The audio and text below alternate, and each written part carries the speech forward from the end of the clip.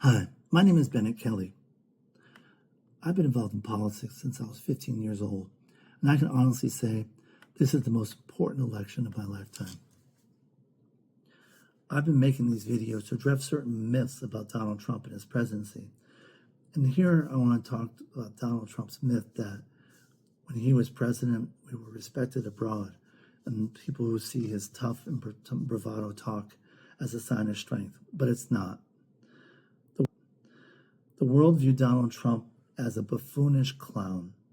He was actually laughed at giving a speech at the UN General Assembly, something unheard of for any U.S. president.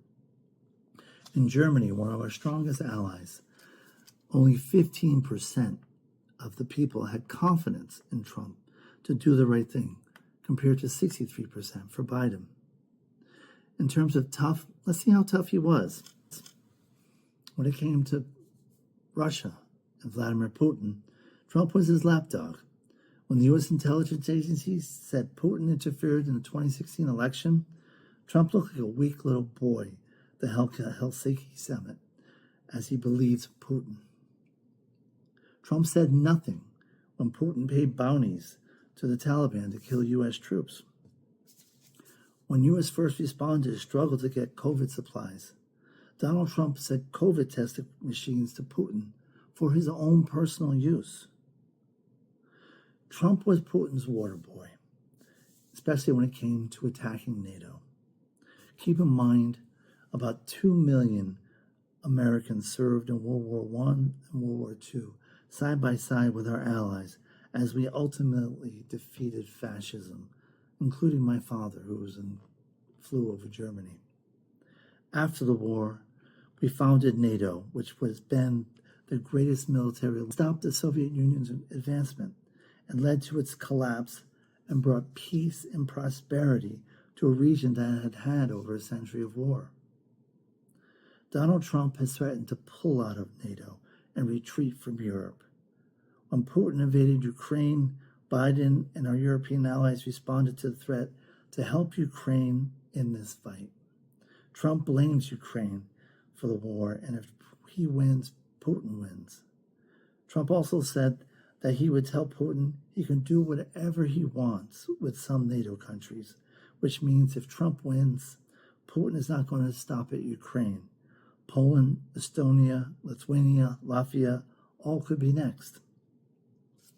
When it came to Iran, they hit U.S. air bases in Iraq in 2020 with 12 ballistic missiles, the largest attack ever against a U.S. force abroad, leaving over 100 personnel with serious brain injuries. Trump did nothing. Even worse, he dismissed their injuries as mere headaches.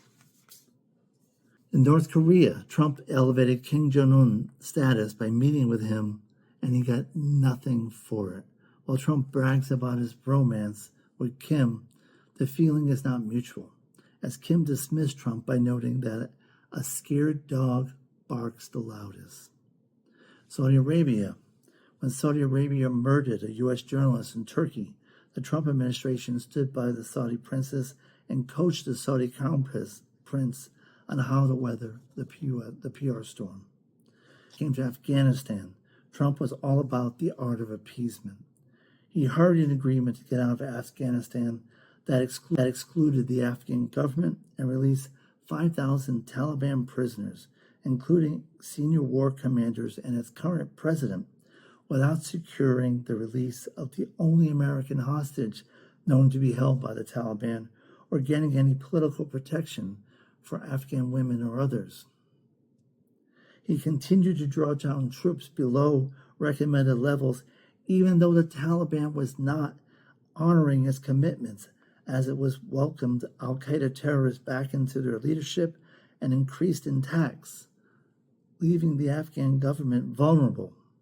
He closed every airbase except one and had no plan for exit, creating the disaster that would follow.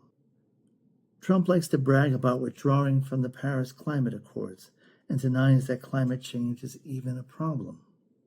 He complains about woke generals who discuss climate change, but the reality is climate change is a national security issue. We are a global superpower with bases all over the world. Over half our bases are impacted by climate change and extreme weather and vulnerable to floods. By 2050, sites such as the Naval Station Norfolk, the largest naval installation in the world, and the Kennedy Space Center in Florida, are likely to face one major flood a year and minor floods every week. Finally, Trump will never be an effective foreign leader for the U.S. abroad because he doesn't understand and is too eager to surrender our greatest weapon, our values. Our commitment to freedom, democracy, human rights, tolerance, and the rule of law are part of what makes us strong, just as much as our guns. And Donald Trump will never understand that.